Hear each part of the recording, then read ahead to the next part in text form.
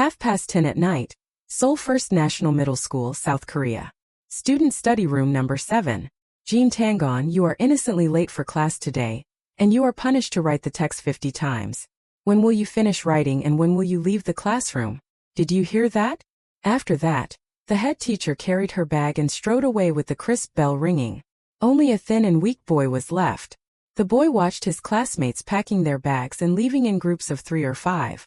He felt very uncomfortable. Damn it, I must rush back before midnight. I heard that this school is often haunted at midnight. I don't want to chat with ghosts here.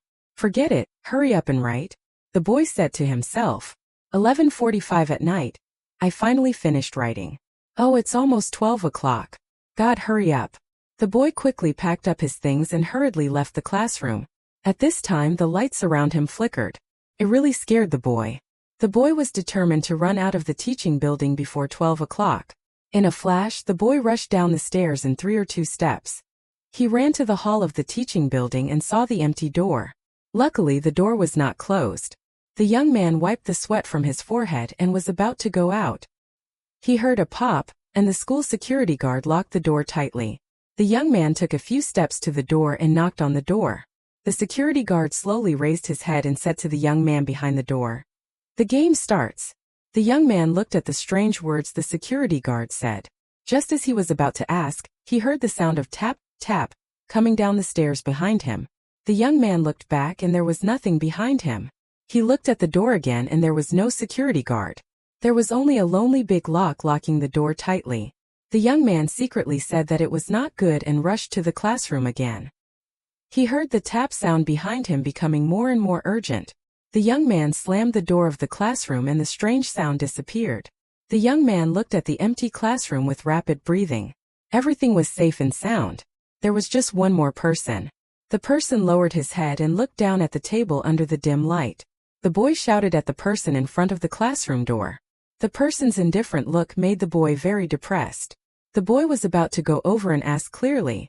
The classmate said, "It's almost 12 o'clock. Why don't you leave? I'm going to lock the door." A man in a security uniform stood at the door of the classroom and asked. The boy stood up suddenly. "God, you are playing tricks on me. It was just a dream." He looked at the watch again. It was 11:55 at midnight. The boy didn't even pack his things at this time and ran straight to the classroom door. The classroom door was locked tightly. The boy suddenly felt a gust of cold wind through the glass on the classroom door. The security guard suddenly appeared on the glass window and shouted, "What's the matter? Why don't you leave? Why are you closing the door?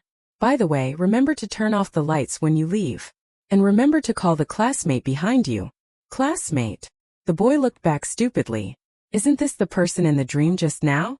At this time he heard the security guard shouting, "What's going on? Hurry up.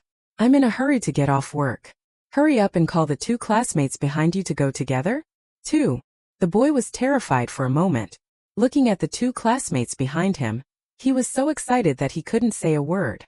At this time the security guard shouted again, "It's 12 o'clock, why hasn't your class finished yet?" The boy, whose scalp was already tingling, glanced behind him with his peripheral vision, only to see that every seat in the entire classroom was filled with people in school uniforms, and everyone lowered their heads. The boy turned around and looked at these people. They stood up together. All lowered their heads and pointed to the only seat in the last row. The boy immediately screamed because those people raised their heads. Those people turned out to be himself.